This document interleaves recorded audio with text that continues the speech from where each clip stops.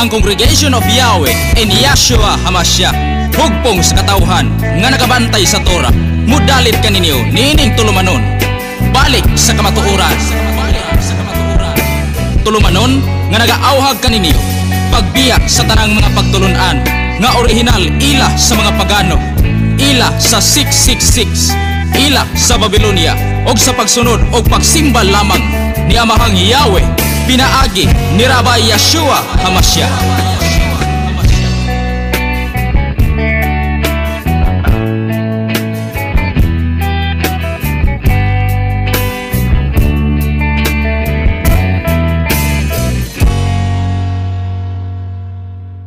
Shalom, Boker Tov, maing buntag sa tanan nga mga suking tigpaminaw o sa tanan nga bago pa nga nagasundan ning programa ni Mahang Yahweh o ni Yahshua, ang balik sa Kamaturan Radio Ministry.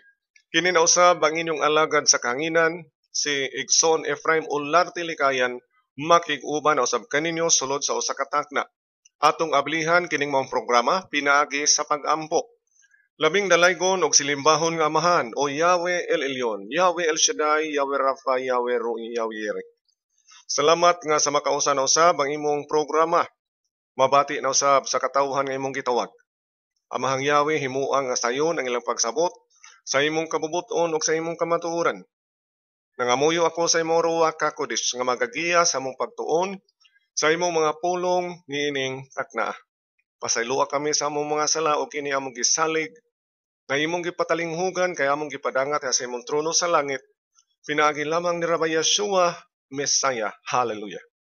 Ari kita karon kay suna kahigalaan sa mga questions for the week. Unang pangutana nagkanayon, nganong dili man kamo magsaulog sa Enero 1 nga bag-ong tuig? Anus aman di ay ang New Year magsugod? Nganong dili man mo magsaulog sa Enero 1 nga bag-ong tuig? Anus aman di ay ang New Year magsugod? Igala kay suunan, ang Congregation of Yahweh in Yahshua HaMashiach wala magsaulog sa Enero 1 isip bag-ong tuig. Kay dili kini ang bag-ong tuig nga gideklarar sa makagagahom nga nagbuhat sa langit ug yuta. Ang kalendaryo nga Gregorian calendar nga gigamit sa labing daghang nasod sa tibuok kalibutan, dili mao ang kalendaryo nga gigamit o gisubay ni Mahang Yahweh. Kung maghisgota og kalendaryo, ang otoridad ni ana mao ang naglalang sa langit, sa kalibutan, sa adlaw, sa bulan ug sa mga bituon. Ug sumala sa kasulatan, ang bag-ong tuig imong mabasa, ang sinugdanan sa bag-ong tuig imong mabasa sa Exodus 12, 1 ngadto sa 2 ug Exodus 13, 4. Atong basahon ang pahayag ning maong mga bersikulo. Exodus 12, 1 ngadto sa 2. Nagaingon dinhi, og si Yahweh miingon kang Moses ug kang Aaron didto sa Ehipto. Kining bulana mao ang unang bulan sa tuig alang kaninyo. Kining bulana mao ang unang bulan sa tuig alang kaninyo. Unsa man kining bulana higalag igsoon? Ang gihisgutan dinhi sa Exodus 12, 1 ngadto sa 2 nga mao ang unang bulan sa tuig or sinugdanan sa bagong tuig.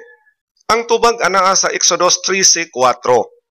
Exodus 13:4 nagsulti niini.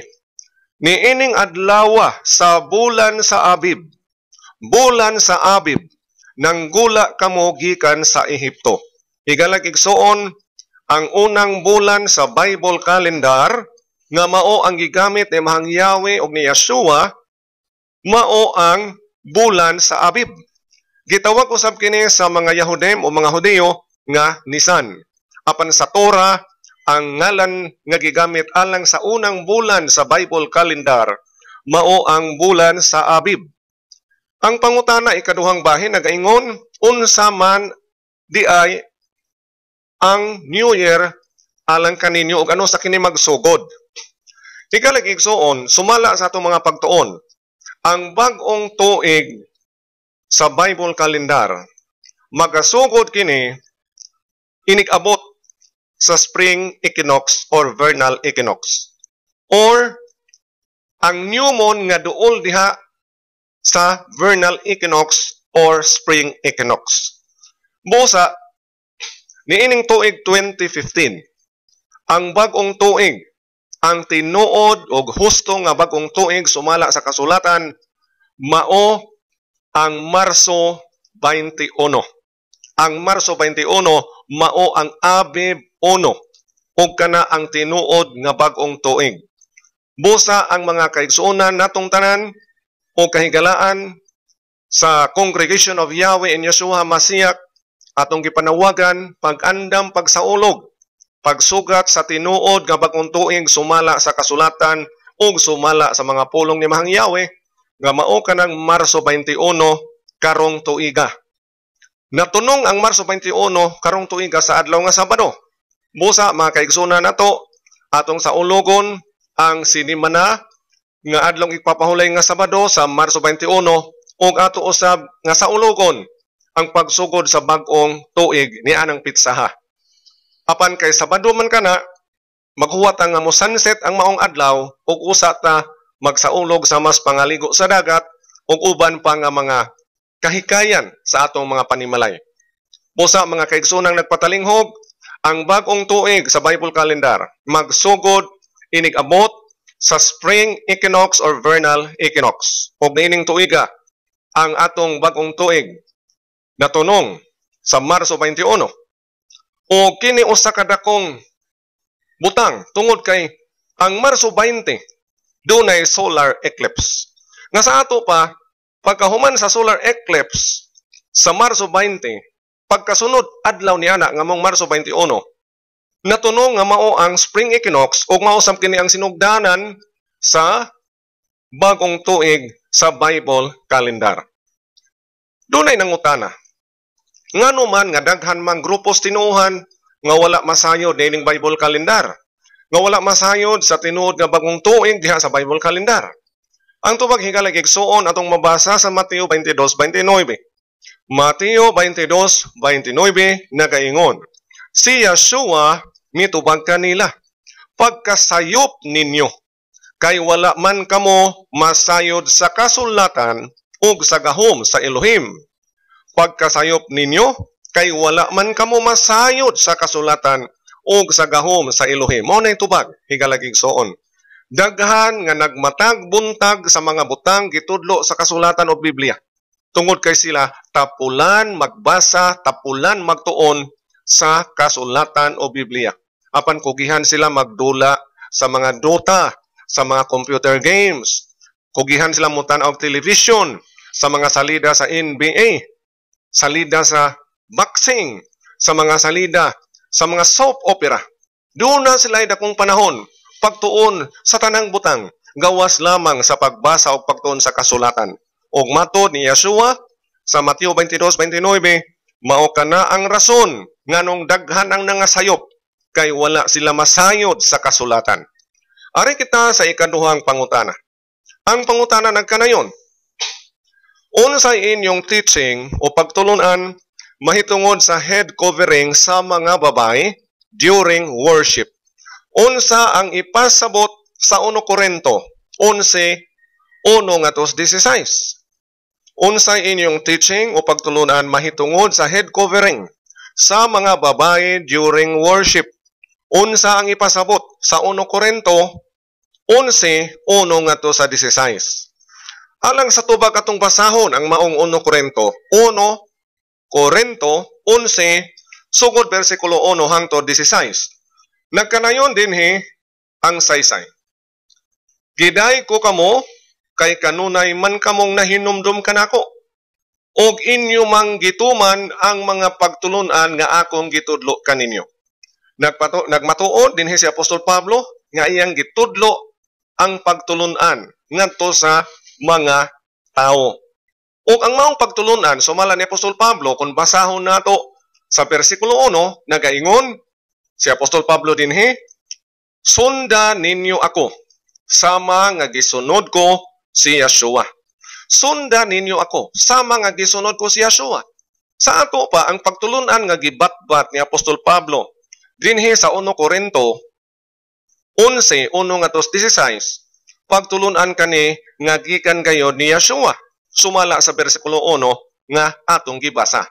Padayon ta pagbasa, bersikulo 3. Ningon dinhi, apan buot ko nga masayod kamo, nga ang Mesiya mao'y ulo sa tanang lalaki. Og ang lalaki mao'y ulo sa babae, og ang Elohim nga si Yahweh mao'y ulo sa Mesiya. Dire sa English, ningon dinhi, I would have you know that the head of every man is the Messiah. The head of the woman is the man, and the head of the Messiah is Yahweh. Nga sa ato pa, buot ni Apostol Pablo nga kita masayod nga ang ulo sa matag lalaki mao si Yeshua Messiah, ug ang ulo sa babae mao ang lalaki, ug ang ulo sa Messiah mao si Yahweh. Bersikulo 4 nagaingon, busa ang usa ka lalaki nga magpandong sa iyang ulo kung magampo o magwali sa mensahe sa Elohim, nagpakaulaw sa Messiah. Sa English, ningon din every man praying or prophesying, having his head covered, dishonors his head. Nga sa ato pang mataglaki nga nagtabon sa iyang ulo samtang nagaampo o nagapahayag sa mensahe sa Elohim, ang maong lalaki nagapakaulaw sa iyang ulo. Ang bersikulo 5 nagaingon, og ang matag babae nga nagaampo o nagpadayag sa mensahe sa Elohim nga wala nagpandong sa iyang ulo, nagpakaulaw sa iyang ulo, og maayo pa nga siya giupawan. Ningon dire sa English, but every woman that prayeth or prophesieth with her head uncovered dishonors her head, one as if she were shaven. Nga sa ato pahikalagigsoon, kung ang babae kuno nga magampo o magpadayag sa mensahe sa Elohim, nga ang iyang ulo wala tabone, wala pandunge, siya nagpakaulaw sa iyang ulo. Maayo pa nga siya giupawan. Bersikulo 6 nagaingon, for if the woman be not covered, let her also be shorn. But if it be a shame for a woman to be shorn or shaven, let her be covered. Kung ang babae dili magapandong sa iyang ulo, maayo pa nga siya kiskisan. Apan kung makaulaw sa babae nga siya kiskisan o upawan, papandong nga siya sa iyang ulo.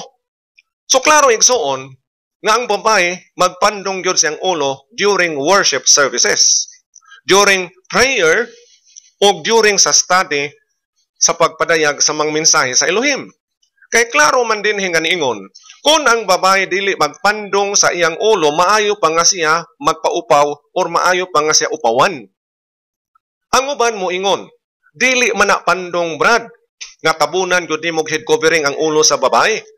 Kay matud pa nila ang bersikulo 15 nagaingon kuno, but if a woman have long hair, it is a glory to her, for her hair is given her for a covering. Apan kung ang babae adunay taas nga buhok, kinihimaya alang kaniya. Kayang iyang buhok gihatag kaniya isip tabon.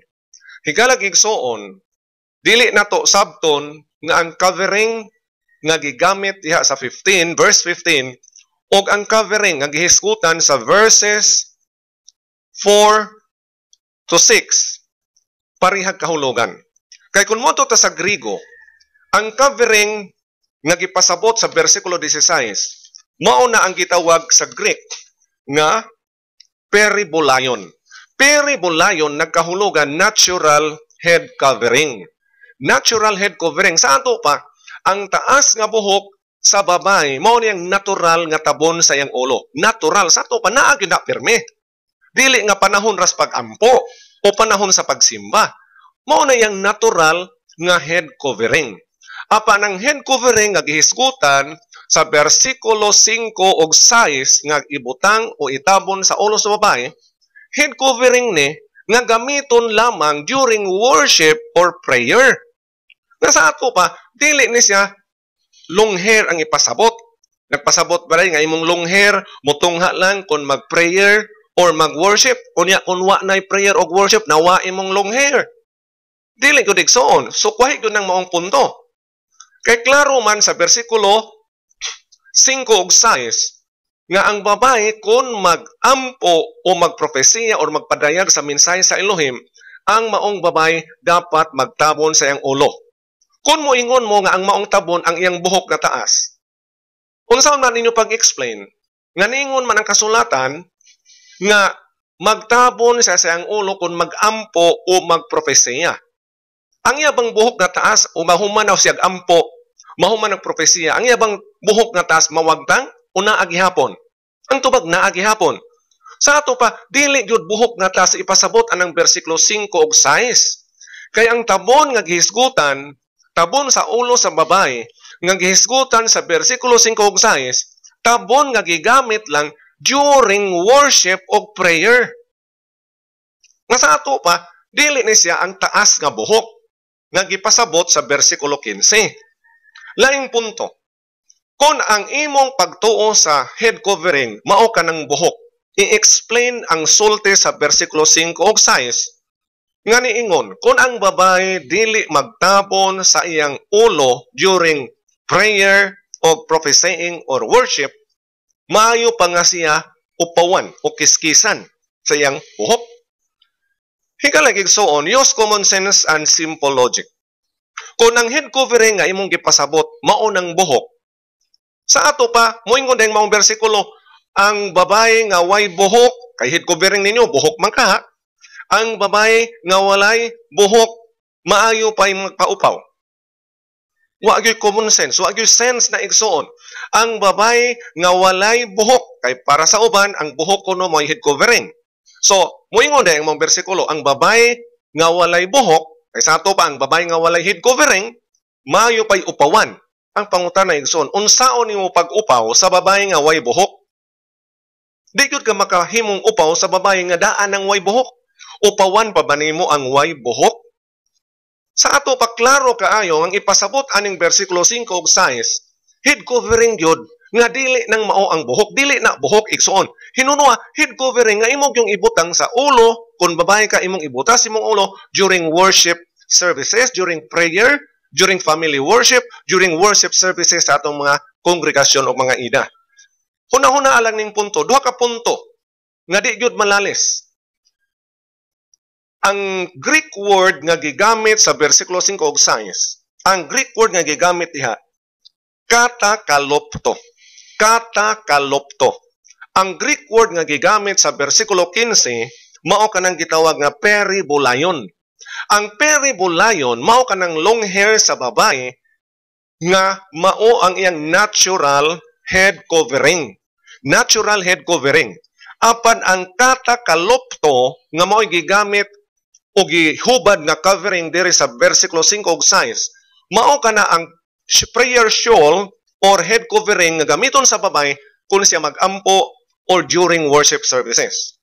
Huna-huna lang gyud igsoon. Ang bersikulo 5 ug 6 nagaingon nga ang babae nga dili magtabon siyang ulo during worship or prayer, maayo pa nga siya upawan. Kung ang head covering buhok gyud ipasabot ana sa bersikulo 5 ug 6, matud pas gito dosuman. Unsaon man mo pag-explain? Nganingon man ang bersikulo, ang babae nga dili magtabon siyang ulo, maayo pay upawan. Unya matud pa ninyo ang tabon sa ulo mo ng buhok. Sa ato pa moingon dayang bersikulo, ang babae nga walay buhok, maayo pay upawan. Kay buhok man ang head covering. So ang babae nga walay head covering o walay buhok, maayo pang upawan. Unsaon pag-upaw sa walay buhok? Unsaon pag-upaw sa walay buhok? Hinggalag igsoon di gyud na ma-explain.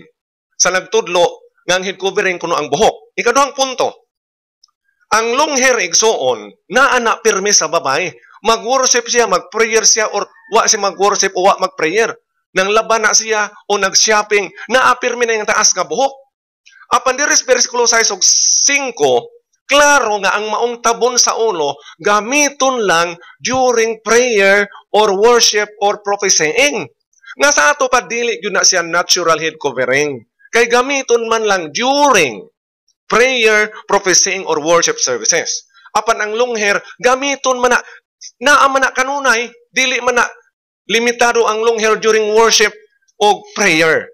So klaro nga duha ka head covering ang gihisgutan sa 1 Korinto 1 ngadto sa 15. Ang unang head covering mao nang tabon sa ulo sa babae during worship, during prayer, during prophesying.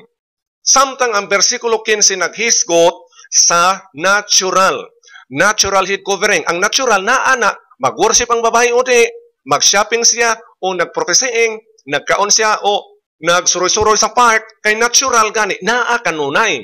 Apan ang versikulo 5 ug 6, gamiton lang ang mount covering during prayer and prophesying. So dili yun na mo ang long hair. Kay kung may ka long hair na, unya gamiton mo lang na during prayer and prophesying. Human ba sa prayer, human ba sa prophesying, human ba sa worship, ang imong long hair nawa? Naaman na kanunay.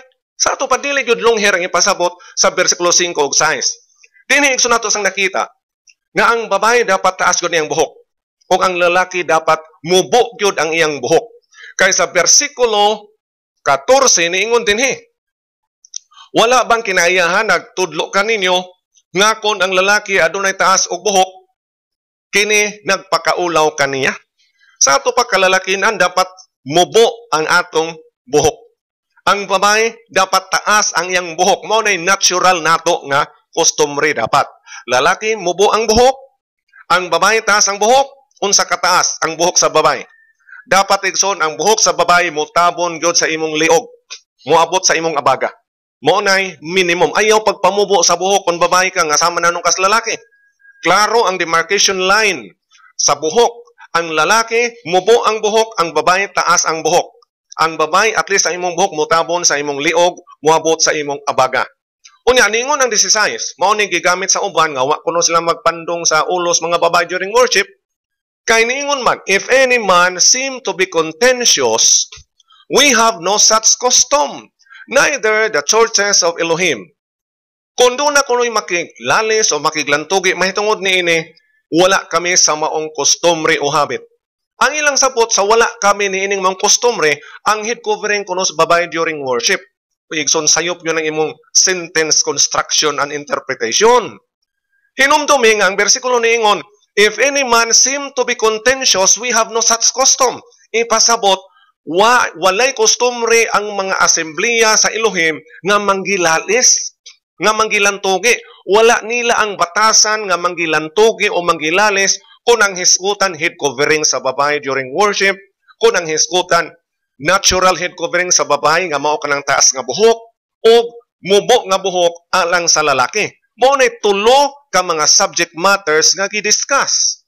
Sa 1 Korinto 11:1 ngadtos 15, head covering alang sa mga babae during worship or prophesying or during prayer. Ikaduha, ang babae dapat taas ang buhok, mao nay natural head covering. Ikatulo, ang lalaki dapat mubo ang iyang buhok.